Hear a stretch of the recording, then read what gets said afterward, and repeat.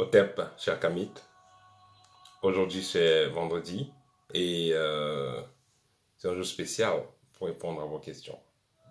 Alors, sans tarder, je vais commencer à répondre à vos questions. J'en ai sélectionné une dizaine.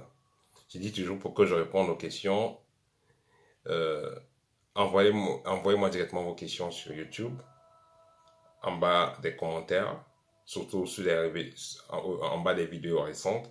Et évitez de m'envoyer les photos sur mon numéro direct parce que le numéro direct, évitez de m'envoyer vos questions sur mon numéro direct parce que mon numéro direct c'est pour ceux qui veulent l'information, ceux qui ont des préoccupations par rapport à ce qu'on propose comme module et autres, ou ceux qui veulent un service ou une consultation.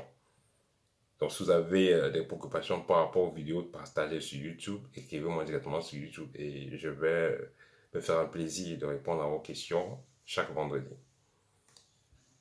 Même si je suis en déplacement, comme actuellement je suis en Turquie. Voilà.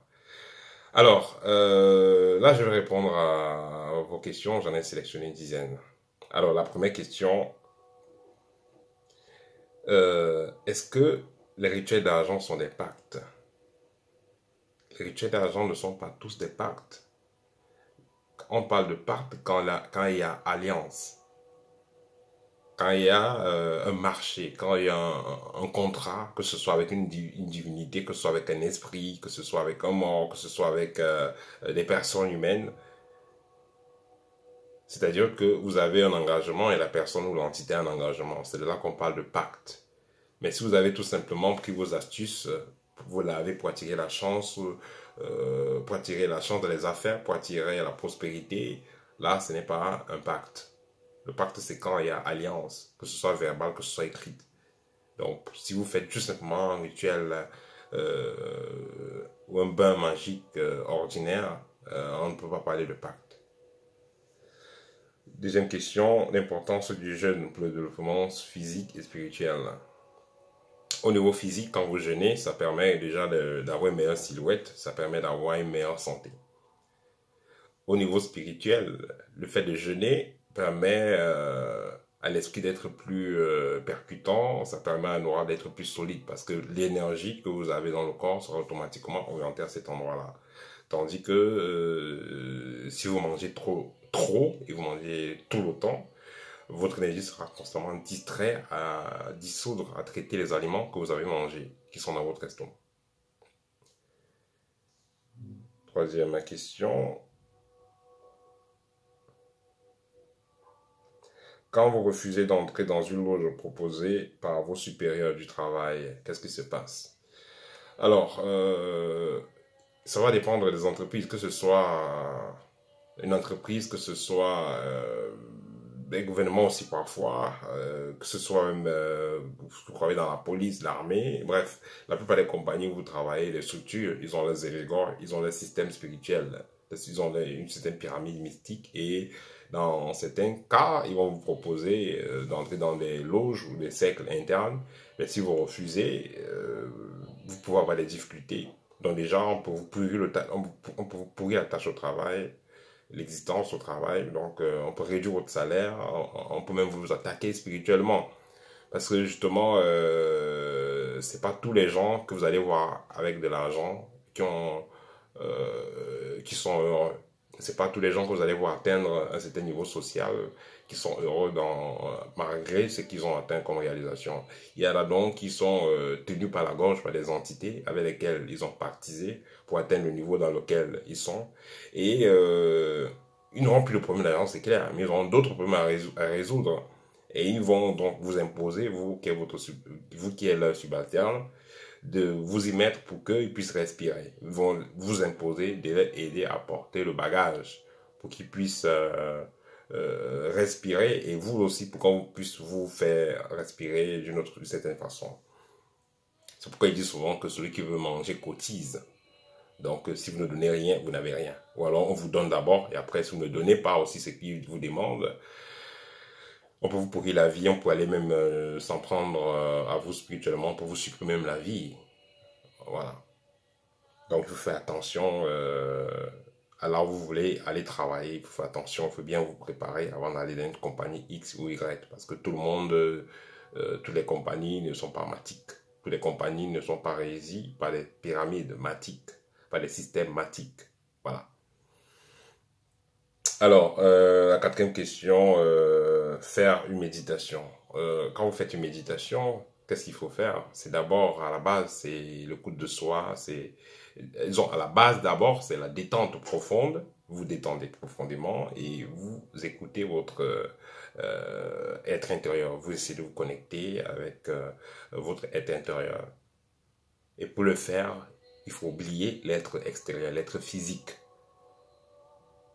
Et une fois que cette fusion est faite, vous vous connectez maintenant, vous vous concentrez sur quelque chose de précis. Qu'est-ce que vous voulez? L'argent? Une nouvelle voiture? Une nouvelle maison? La santé? Voilà. Donc, c'est les trois étapes qu'il faut faire euh, quand vous voulez donc méditer. Donc, vous vous détendez profondément, vous vous connectez à votre être intérieur par le calme et le lâcher prise. Et enfin, vous vous concentrez sur ce que vous voulez. Voilà une méditation superbe. Ça peut être, ça peut ne pas être un événement, ça peut juste être, vous pouvez vous concentrer sur votre aura, sur votre énergie, et ainsi de suite. Donc, c'est les étapes différentes et essentielles pour pouvoir avoir une excellente méditation. Rêver de faucon. Rêver de faucon, ça symbolise, vous savez, le faucon, c'est un animal qui, je pense, c'est l'animal qui a la plus bonne vision. Le faucon, on peut voir à distance. Donc, ça veut dire que vous avez une bonne vision et le projet qui vous tient à cœur, c'est parce que vous avez vu, vous avez bien vu, et ce que vous avez vu, c'est un truc qui va fonctionner, donc quelque chose qui va prospérer, parce que vous savez, le faucon, il voit très clair et il rate rarement ses cibles. Donc, ce que vous avez capté comme idée, comme pensée, comme projet. Si vous avez capté comme idée, comme pensée et que vous avez transformé dans un projet, c'est excellent et ça va fonctionner. Donc, si vous rêvez aussi d'être en train de lever ces faucons-là, ça veut dire que le projet va fonctionner. Le projet sur lequel vous êtes en train de travailler. Voilà. Rêver de baleine, qu'est-ce que ça veut dire? Bon, rêver de baleine, ça veut dire, ça renvoie tout simplement à l'éveil spirituel, que c'est le moment pour vous de franchir un étape parce que, vous savez, la baleine dans le plan mystique est une divinité. Que ce soit les baleines, que ce soit les dauphins. Et c'est des divinités qui sont très liées aux sirènes. C'est des divinités qui sont intermédiaires entre le monde des intra-terres et le monde des terriens. Parce qu'en bas de la Terre, il y a d'autres univers, pas d'autres univers, il y a notre monde, et ce monde-là est très développé. Donc les baleines, les sirènes vont capter dans des sons qui viennent de cette dimension-là et vont les émettre au-dessus de la Terre. Et ces sons-là vont aider à l'exécution correcte de la vie, que ce soit les poissons, que ce soit les arbres, ainsi de suite. Donc c'est très important de partager cela avec vous. Ces animaux sont très, très spéciaux. C'est vrai que chaque animal a une particularité, mais la baleine, elle est très précieuse. Donc, réveillon de baleine, ça symbolise l'éveil spirituel, ça symbolise la connexion au plan supérieur. Donc, cette transition-là, cet changement-là, donc voilà, de fréquence, en fait. Alors, septième question, qu'est-ce que je pense donc d'une évocation du yo dévoué? Donc ça c'est beaucoup chez les kabbalistes et ceux qui font l'hermétisme, ceux qui font, je vais appeler ça la spiritualité d'avant, parce que c'est pas une spiritualité qui est adaptée, c'est pas des techniques qui sont très adaptées à notre ère. Et aussi, je le dis toujours, derrière la plupart des techniques qui vous sont partagées sur Internet, que vous allez voir dans certaines écoles mystiques, vous allez voir certains symboles XP, tout ça, dans les vêtements des prêtres, dans les églises, vous allez voir les mêmes symboles dans les loges maçonniques et ainsi de suite. Donc, c'est les symboles, c'est les mots qui renvoient à des égrégores particuliers, mais qui ne sont pas forcément adaptés à l'ère du Verseau. Donc, un kamite n'a pas besoin d'invoquer ces esprits-là. Il y avait eu Yedevo et le kamite n'a pas besoin de ça parce que c'est pas, ça ne le connecte pas à l'ère dans laquelle on doit être. Imaginez que nous sommes, voilà, nous sommes à l'ère du Verseau, disons, nous sommes en 2022. Vous êtes supposé utiliser un XP assez développé, un computer normal, pour pouvoir réaliser vos tâches. Mais si on vous dépose donc entre vos mains le, un computer Windows 94, vous voyez que vous serez dernier dans ce que vous allez faire, vous serez mal à l'aise et voilà, ça ne passe pas. Mais à l'époque, c'était bien. Mais à l'époque, ça ne passe pas. Donc, c'est la même chose qu'il y a avec, c'est une technique spirituelle. Donc, quand vous voyez des rituels, des techniques spirituelles et tout ça, c'est la philosophie, c'est l'esprit de ça, hein, le fond de ça, le principe qui est utilisé, qui est peut être retenu, et non forcément la forme, et non forcément ce que vous voyez à l'extérieur, la présentation finale. Donc, il faudra méditer là-dessus. Dans le Yodevoe, c'est des techniques, disons, c'est des mots que vous allez voir dans les rituels qui étaient faits un bon moment passé. On parlait du moment du pentagramme, on parlait des génies du Samaphoras, 112 génies de la Kabbale. Tout ça, ça envoie à cette science-là. Mais pour le Kamit, c'est pas trop d'actualité. Voilà, c'est pas trop ce dans quoi le Kamit doit travailler. Alors, les gens qui voient Jésus en rêve, les gens qui rêvent de l'enfer, ben, il faut savoir que le monde spirituel nous parle généralement par le langage qu'on comprend. Si pour vous, dans votre tête, vous avez mis que Jésus symbolise la liberté, à un moment donné, si vos guides vont vous parler, vous ne comprenez pas, ils prendront la forme de ce Jésus-là pour vous parler. Et pour les initiés, ils savent que le Jésus qui est présenté là, le Jésus, le blanc avec les yeux bleus, c'est juste un égrégore. Et de nos jours, la plupart de sciences ou des divinités ou des esprits, ces noms-là, des naissances, des génies de naissance, on dit souvent quoi? Anges de naissance, hein, les Laël, ou Riel, tout ça, qui sont liés à la naissance des personnes, des entités, beaucoup savent ce que c'est à la fin. Parce que on vous présente des reptiliens et puis on les déguise avec des yeux bleus et tout ça. On vous dit, bon, c'est votre ange, il faut prier. Il faut les adorer et tout. Bon, c'est une arnaque spirituelle. Et c'est ce qui a toujours été fait. Comme vous voyez les choses se passer en politique, la façon que les sociétés sont gérées, ben, c'est comme ça que ce n'est qu'un avant-goût de ce qui est passé au niveau spirituel, dans le plan spirituel, vis-à-vis de l'humanité. Donc, il faudra faire attention avec ces choses-là. Donc, rêver donc de Jésus, ça dépend donc de ce que vous avez développé et nourri en vous. Voilà. Rêver de l'enfer. L'enfer, c'est quand on dit vivre l'enfer. L'enfer, ça veut dire être dans les basses fréquences, les pires fréquences. Et vivre l'enfer, ça dépend de ce que vous faites comme activité. Il y a des égrégores auxquels vous vous connectez et vous vivez directement l'enfer.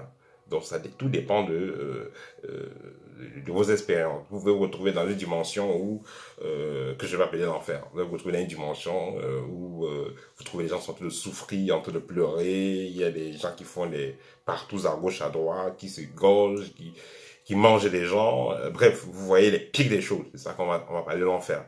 Et quand vous voyez les plus belles choses possibles, pour vous c'est paradisiaque. Vous allez voir quelqu'un, il a pris son vol, il n'est jamais sorti de son pays, il est d'un petit village.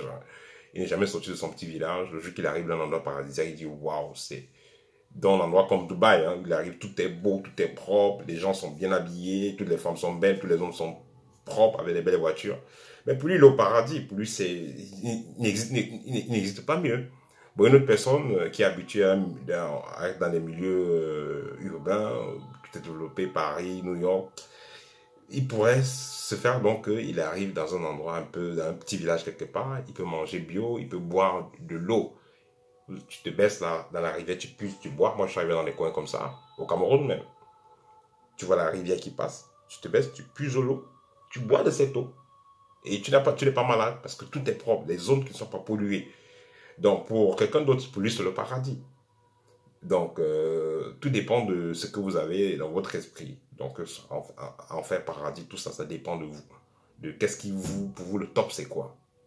Et vous allez voir dans certaines religions, ils vont dire que pour eux, quand vous êtes au paradis, vous avez 12 femmes vierges, ou 9, je ne sais plus trop. Et après chaque rapport sexuel, elle devient encore vierge. Pour certaines personnes, c'est leur part de paradis là-bas. Avoir des femmes, coucher avec elles, elles deviennent vierges. Donc, le paradis, ça dépend de chacun. L'enfer, ça dépend de chacun. paradis, c'est pour vous, c'est le top. Et l'enfer, pour vous, c'est le pire de ce que vous pouvez vivre comme situation ou imaginer. Voilà. Bon, j'ai expérimenté un peu la radiesthésie quand je commençais le développement spirituel. J'ai expérimenté la radiesthésie. La radiesthésie, c'est pas mal comme expérience. Si vous n'avez pas un autre moyen, vous faites la radiesthésie. Mais si vous avez, si vous appliquez les moyens comme ce que nous partageons à l'école, vous n'avez pas besoin de la radiesthésie parce que on apprend à travailler. La finalité, c'est de travailler sans support. Donc, le mage, l'initié de notre école, doit être capable, une fois qu'il entre dans une maison, il est capable de ressentir qu'est-ce qui se passe au niveau énergétique. Une fois que vous êtes en face d'un patient qui est souffrant, souffreteux, vous êtes capable, avec vos mains, de ressentir ces différents chakras, interpréter où est-ce qu'il y a le mal. Donc, le malade n'a même pas besoin de vous dire qu'il a mal à la tête, il a mal au cœur, il a mal au rein. Juste avec vos mains, vous pouvez ressentir différentes variations de l'énergie ou les différentes radiations de ces différents centres énergétiques. Donc, il est mieux d'apprendre à travailler sans support que l'instrument de radiesthésie. Parce que vous pouvez perdre, c'est votre bâton et tout, vous pouvez perdre ça. Et qu'est-ce que vous allez faire? Vous avez perdu ça. Donc, il est mieux de s'entraîner afin d'être capable de ressentir avec les mains au départ, mais avec le temps, vous pouvez même ressentir juste en émanant votre aura. Donc, vous entrez, avant d'entrer dans une pièce, vous avez pris conscience de votre aura, vous avez bien limité, et dès que vous entrez dans la pièce, vous allez encore une fois de plus euh, recalculer votre aura, essayer de voir comment est-ce que ça se comporte quand vous êtes en endroit X ou Y. Ainsi, vous saurez, quand vous êtes dans un endroit où l'énergie est positive, l'aura va s'agrandir. Quand vous êtes dans un endroit où l'énergie est basse, ça va se réduire. Voilà.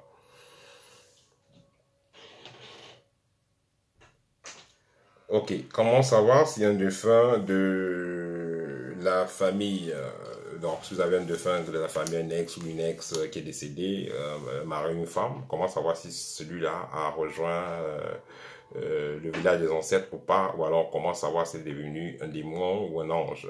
Tout va dépendre de comment est-ce que la personne est décédée et qu'est-ce qu'on a fait après le décès de la personne. Tout ça, c'est assez important. S'il est décédé d'une façon assez brutale, s'il était dans les sectes, voilà, et il est mort sans sortir de ces sectes, et si après son décès, on n'a pas fait des rituels particuliers, il est clair qu'il deviendra un esprit nocif à sa mort. Tandis que celui qui est mort de façon paisible, et on a fait des rituels pour lui, ou alors celui qui n'était pas dans des sectes, il n'a pas fait de pactes assez compliqués, n'a pas fait de pactes maléfiques, alors celui-là, clairement, va rejoindre la lumière, il sera admis chez les ancêtres, donc il va rejoindre le clan des anges de la famille. Je ferai une vidéo en semaine pour vous parler des anges et des démons de famille, une fois de plus. Voilà. Peut-on se guérir soi-même? C'est le but de l'académie, c'est pourquoi on a fait l'école. Parce que ça ne sert à rien de dire, oui, on va faire maison pour les soins énergétiques, oui, maison de guérison et tout. Ça n'aide pas à long terme, parce que là, vous êtes dépendant. Vous êtes dépendant. Et c'est pas tous les cas de maladie que tout le monde peut traiter. Il y a les cas de maladie où il faut que la personne elle-même se traite. Parce que moi-même, j'ai été victime d'une maladie mystique pendant 8 à 10 ans et personne n'a pu me soigner. Je me suis soigné tout seul. Parce que j'ai rencontré beaucoup de personnes quand j'allais demander à me soigner, soit elles tombaient malades, soit elles abandonnaient le travail parce qu'elles se faisaient menacer mystiquement. Et quand j'ai compris ce qu'il fallait faire et quand j'ai fait ce qu'il fallait faire, ben, je me suis libéré de cette maladie-là tout seul et ça m'a fait gagner beaucoup en expérience, qui fait que toute forme de maladie mystique dont un individu souffre, je suis capable d'apporter une solution dans les brefs délais. Parce que voilà, j'ai pris le temps d'expérimenter cela sur moi-même. On dit souvent quelque part, vous ne pouvez pas bien exorciser quelqu'un si vous n'avez jamais eu un démon dans le corps. Une façon de dire que, voilà, vous pouvez parler ce que vous ne maîtrisez pas. Voilà. Alors, la faiblesse sexuelle, qu'est-ce que j'en pense? La faiblesse sexuelle, ça dépend de plusieurs critères. Ça va dépendre de qu'est-ce que vous mangez et aussi de votre état psychologique. Et vos activités aussi, bien entendu. Parce que si vous êtes quelqu'un qui passe le temps à voir du X, il est clair que vous n'allez pas être performant parce que c'est un homme, hein. Voilà. C'est quelqu'un qui passe le temps à vous masturber également. Vos performances sexuelles seront assez délicates. Si vous êtes quelqu'un qui mangeait trop de sucre, trop de sucre, trop de surgelé, l'équilibre de vos performances sexuelles seront assez bizarres. J'ai eu une confidence avec une jeune fille célibataire. À l'époque, elle m'a dit que euh, quand son homme était au côté en Afrique, il était plus percutant, mais il était plus actif sexuellement. Mais après qu'il soit en Europe, là, qu'il est rentré en stage, tout ça, elle n'était plus satisfaite avec lui. Il faisait plus grand chose. Elle m'a dit, mais qu'est-ce qui se passe? Est-ce qu'on gâte les gens là-bas en Europe ou quoi? Non, je lui ai dit, il faut faire, les gars doivent faire attention parce que vous êtes en Europe, chaque jour vous êtes au KFC avec jus, le matin Coca-Cola, le soir Sprite. Tout ça sera les retombées au niveau de la performance sexuelle et après vous aurez des problèmes. Donc c'est pourquoi il sera mieux de avoir un regard sur sa diète. Donc ça impacte directement la sexualité. Une autre question, le pacte avec la sirène, qu'est-ce que j'en pense? En ce qui concerne le pacte avec la sirène, tout dépend de qui fait le rituel, de la connexion de celui qui fait le rituel et de ce que vous voulez. Donc je peux pas trop développer sur ce sujet, tout dépend. Des gens vont faire des pactes avec les sirènes, entre guillemets, pour avoir de l'attirance financière, la chance dans les finances, d'autres protections, d'autres pour pouvoir avoir des pouvoirs spirituels, ainsi de suite. Tout dépend de chacun. Donc, je ne peux pas dire grand-chose là-dessus. Chasser les esprits nocifs. Alors, pour chasser les esprits nocifs, quelqu'un a fait un commentaire, il dit, oui, bon, il essaie de chasser les esprits nocifs chez lui, ça ne part pas, il a utilisé le sel, le citron. Il faut comprendre que les sorciers travaillent en laboratoire invisible, laboratoire mystique. Donc, vous allez lancer, il va vous attaquer, aujourd'hui, vous allez utiliser le sel, après 3 jours, il ne passe plus, et après, il commence à passer. Vous utilisez le citron, il ne passe plus. Le lendemain, il commence à passer. Utilisez ce que vous voulez. Après, il ne passe plus. Donc tout ça, ne croyez pas que vos guides ne sont pas là. Vos guides sont là, ils observent la scène. Ils vous laissent vous faire tabasser parce que ils veulent que vous grandissiez. Mais quand vous allez donc grandir, atteindre la maturité qu'il faut par l'initiation, alors vous n'aurez plus d'attaque. Vous n'aurez plus besoin de mettre quoi que ce soit autour de chez vous, autour de vous, vous embaumer, dormir avec les bracelets, les bagues et tout ça, tout ça, tout ça. Non, non, non, non.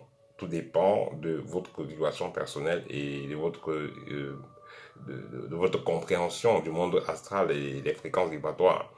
Une fois que vous avez donc appris à contrôler votre environnement vibratoirement, comme on apprend aux étudiants, une fois que vous avez appris à contrôler votre vibratoire, vous n'avez plus à craindre quoi que ce soit des attaques mystiques.